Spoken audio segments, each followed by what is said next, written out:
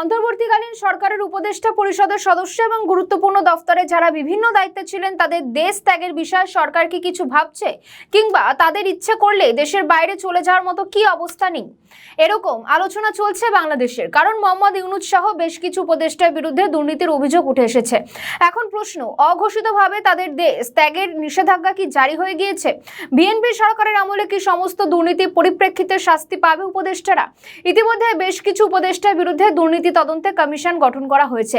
ইউনূস সরকারের কয়েকজন বিতর্কিত উপদেষ্টার নাম উঠে এসেছে, যাদের বিরুদ্ধে একাধিক দুর্নীতির অভিযোগ। এমনকি আদালতে রিট হয়েছে। গণমাধ্যমে একের পর এক রিপোর্ট হচ্ছে মোহাম্মদ ইউনূস সরকারের অন্তর্বর্তী সরকারের কর্মকাণ্ডের বৈধতা চ্যালেঞ্জ করে এই রিট। আমাদের নতুন পেজ সাবস্ক্রাইব করুন আরও বাংলাদেশের খবর পেতে। ওই সরকারের সময় গৃহীত সিদ্ধান্তের মধ্যে বিভিন্ন বিষয় আইন প্রণয়নের সংস্কার কমিশন ও দেশি বিদেশি চুক্তির বৈধতা চ্যালেঞ্জ করা হয়েছে রিটে এসব বিষয়ে কমিশন গঠন করে অনুসন্ধান করার আর্জি জানানো হয়েছে। একই সঙ্গে সাবেক প্রধান উপদেষ্টা ডক্টর মোহাম্মদ ইউনূসের বিরুদ্ধে কোনো দুর্নীতির অভিযোগ রয়েছে কিনা সেটাও খতিয়ে দেখার আর্জি জানানো হয়েছে। এদিকে আবার বাংলাদেশের গণমাধ্যম খবর করছে, জনগণের দাবি ইউনূস সরকারের 18 মাসের দুর্নীতি তদন্তে স্বাধীন কমিশন গঠন করা হোক। এই খবর প্রকাশ হওয়ার পর আদালতে রিট করা হয়েছে স্বাধীন কমিশন গঠনের। এমনকি মোহাম্মদ ইউনূসের সমস্ত কাজের বৈধতা তুলে রিট করা হয়েছে।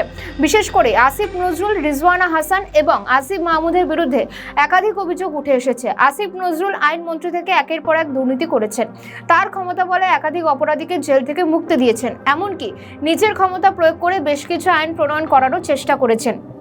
সেই আইনের আওতায় কিছুজনকে শাস্তিও দেওয়া হয়েছে, তারা অবশ্যই আওয়ামী লীগের নেতাকর্মী।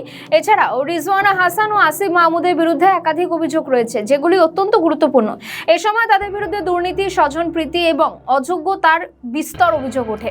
কিন্তু আসিফ নজরুলের জীবন চক্র বিশ্লেষণ করলে দেখা যায় তার জীবনের প্রতিটি ধাপেই আছে প্রতারণা, জালিয়াতি এবং দুর্নীতি। সারা জীবন তিনি রং বদল করেছেন। আসিফ নজরুলের আসল নাম নজরুল ইসলাম। এই নামে তিনি ঢাকা বিশ্ববিদ্যালয়ের আইন বিভাগে ভর্তি হয়েছিলেন। আইন বিভাগের মাঝারি মানের ছাত্র ছিলেন নজরুল। বাংলাদেশের গণমাধ্যমে একই রকম একটি প্রতিবেদন প্রকাশিত হয়েছে। তারপরই দেখা গিয়েছে আদালতে তাদের বিরুদ্ধে একাধিক অভিযোগ জমা পড়েছে, রিট হয়েছে। এখন দেখা সরকারের অন্দরে কি উঠে আসে, আদৌ কি তাদের বিরুদ্ধে দেশত্যাগের নিষেধাজ্ঞা জারি করা হয়েছে? কারণ তারেক রহমানের সরকার আরো বেশি গ্রহণযোগ্যতা পাবে যদি বাংলাদেশবাসীর উপর হওয়া একাধিক অনিয়মে মীমাংসা তারা করে, বলছেন বিশেষজ্ঞরা।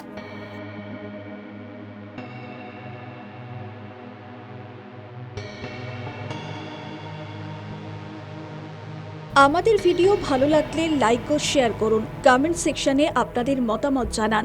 আরও ভিডিও পেতে আমাদের চ্যানেলটিকে সাবস্ক্রাইব করুন এবং প্রতি মুহূর্তে খবরের আপডেট পেতে প্রেস করুন বেল আইকন।